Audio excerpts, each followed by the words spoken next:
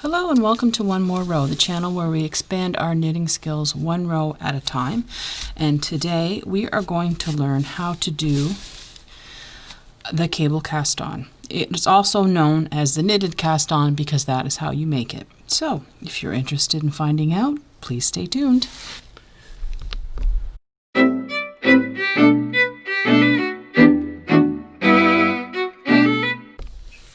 Okay, so let's talk a little bit about the cable cast on, what it's good for and maybe what it's not so good for.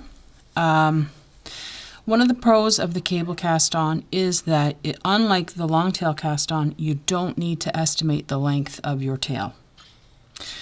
So you don't run into the problem of running out of tail before you have cast on the needed amount of stitches like you might with the long tail cast on. The cable cast on also makes a very pretty edge. It's also very useful for if you have a project where you need to cast on stitches mid-project, because it is quite a stable edge. It's a very pretty twisted edge. It looks very nice. So it's appropriate for buttonholes or the edges of pockets, purse edges if that's what you're doing. So it is a very good cast on for that. The con to it is sometimes it's an easy one to make very tight because you don't pull out the stitch that you're creating enough when you're sliding it back on the needle. And I'll explain a little bit about that once we get into the cast on.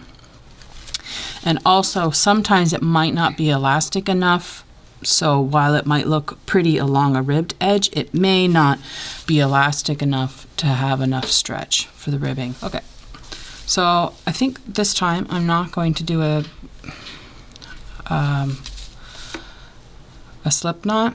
I'm just going to twist the loop on twice and then grab my ball end. But if you are more comfortable using a slip knot, by all means do that if that's your preferred method. Now, when doing your cast on, any cast on really, but this one specifically, it's important to hold your tail out of the way so that you don't accidentally use it. So what I do is I just tuck it up against the needle and then just hold it when I'm holding it. Just have it resting it in between my fingers and the needle, and it'll stay out of the way. So you insert your needle into the first stitch as if you're going to knit.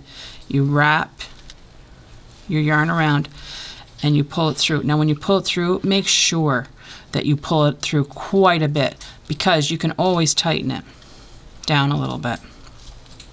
And then that keeps it from your casting on from being too tight. Now if you do have tension problems with your casting on, there's a couple of methods that you can do to solve that, which I'll get into in a minute.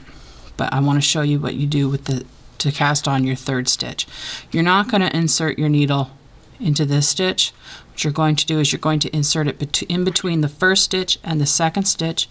You're going to wrap your yarn around, pull it through, making sure you pull quite a bit through, and then just give it a tug. And then you see I pulled it a little too tight and I'm having trouble getting my needle through there. So insert your needle in between the second and third stitch, wrap your yarn around, and then loop it on to your needle. Okay, and we just continue. You just continue like that. I'll go through it very slowly a couple more times. Insert your needle in between the one you just did and the one before that. Wrap your yarn around as if to knit, and then put it on your needle. Now sometimes particularly with newer knitters, tension problems can happen when you're casting on, when you're knitting, when you're purling. But for casting on, if you have tension problems, the solution will depend on which side you lean on as far as too tight or too loose. So if your cast-ons are super tight and you have a hard time knitting that first row, my suggestion would be cast on, use a needle for your cast on that's bigger than the needle size you're going to be using for your knitting. Now, if the reverse is true and your cast-ons are very loose, use a smaller needle. And you may have to experiment a little bit on what increment of sizes you need to go up or down. But once you get that, that should solve the problem. And the thing with tension issues, some people naturally knit more tight or more loose than others, and all you really need to do is find little tricks that make things work for you. And sometimes too, it comes down to practice.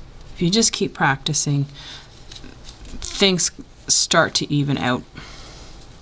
So I'm just about finished my little sample here because I want to show you the edge that I was talking about. So what I'm going to do real quick is I'm going to knit the first row just to make it a little easier to see. You can sort of see it now, but we'll just knit the first row and then you can see.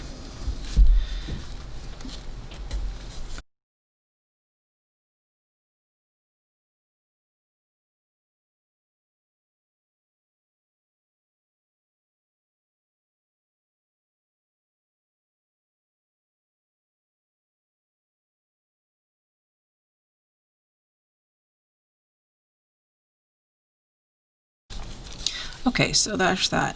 But there you can see. I'll just hold it down and zoom the camera in a little bit so that you can see how nice that edge is. Hopefully we can get it to focus. Okay. So it looks very, very nice. Well, it looks almost like a cabled edge, and that's why it's called a cable cast on. And it's very pretty. Not a whole lot of stretch there, though. So, as I said, if you want to do ribbing, you may need to use a different cast on method. So there we have it. That's the cable cast on. If you're new here, please hit the subscribe button and hit the bell so that you can be notified when I put out a new video. And please share with me in the comments what your favorite method of casting on is, if you already know how to do this method or if this is new for you, and if this is maybe a cast on that you'd like to add to your toolbox, just let me know. And thank you for joining me today, and until next time, happy knitting.